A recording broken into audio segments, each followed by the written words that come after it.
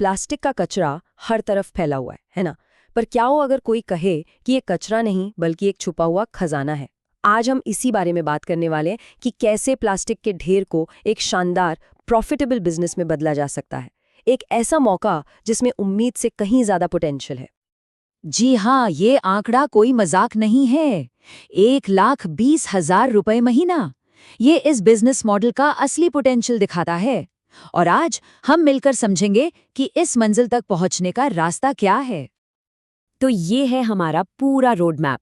इन 6 आसान स्टेप्स में हम इस पूरे बिजनेस को डिकोड करेंगे।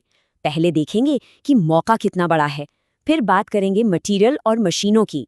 इसके बाद समझेंगे 5 स्टेप का पूरा प्रोसेस, फिर माल बेचना कहाँ है, पैसा कितना बचेगा और आखिर में इस बिजनेस को और बड़ा कैसे बनाना है। चलिए शुरू करते हैं। तो सबसे पहला सवाल, ये इतना बड़ा मौका है ही क्यों? जवाब बहुत सिंपल है, डिमांड।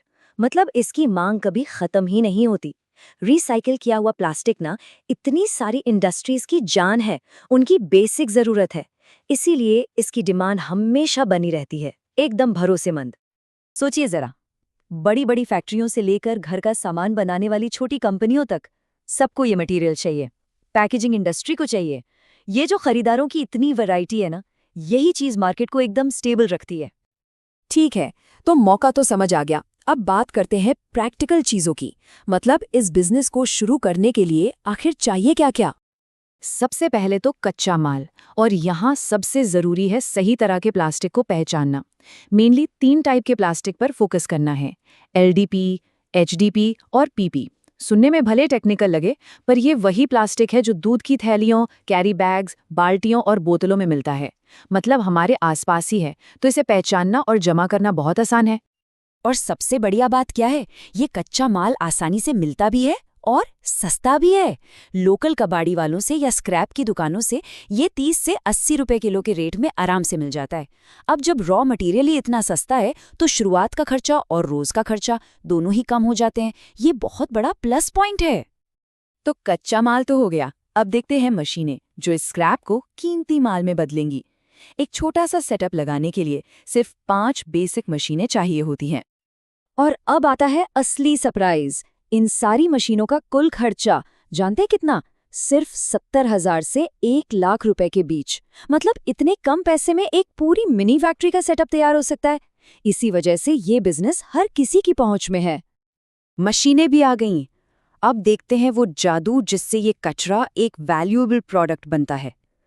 और यकीन मानिए, ये प्रोसेस बहुत ही सीधा और सिंपल है। पूरा काम बस 5 आसान स्टेप्स में हो जाता है। सबसे पहले प्लास्टिक को टाइप और रंग के हिसाब से छांटो, फिर उसे अच्छे से धो डालो। इसके बाद श्रेडर मशीन में डालकर उसके छोटे छोटे टुकड़े कर दो। फिर आता है मेन स्टेप, एक्सट्रूजन, जहां ये प्लास्टिक पिघलकर दानों में बदल जाता है। और आखिर में बस उसे ठंडा करके काट लो, बस माल तैयार। प्रोडक्ट तो बन गया। अब सबसे बड़ा सवाल, इसे खरीदेगा कौन? चलिए अब प्रोडक्शन से हटकर सेलिंग पर फोकस करते हैं। इन रिसाइकल दानों के लिए मार्केट में बहुत डिमांड है।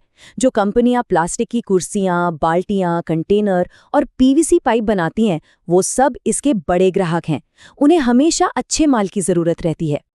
और इन कस्टमर्स तक पहुंचना आजकल बहुत आसान हो गया है।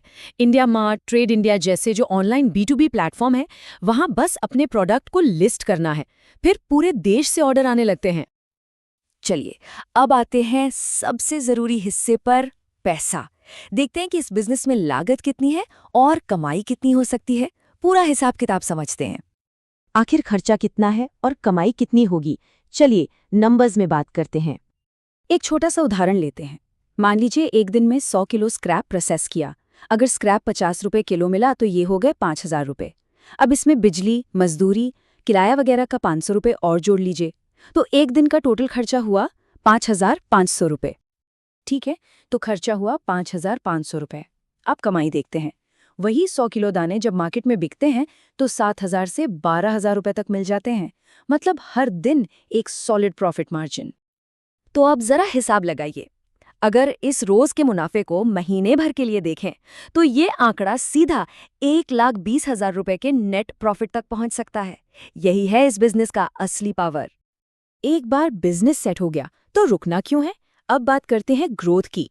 इस छोटी सी फैक्ट्री को एक बड़े एम्पायर में कैसे बदला जाए?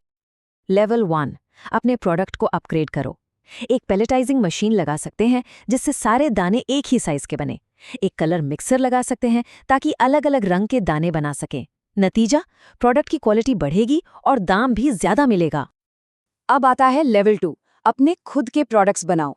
सिर्फ दाने बेचने की जगह अब उस प्लास्टिक से सीधे फाइनल प्रोडक्ट बनाओ, जैसे PVC pipes, disposable cups, plates, कुछ भी। इससे क्या होगा? कमाई के बिल्कुल नए रास्ते खुल जाएंगे।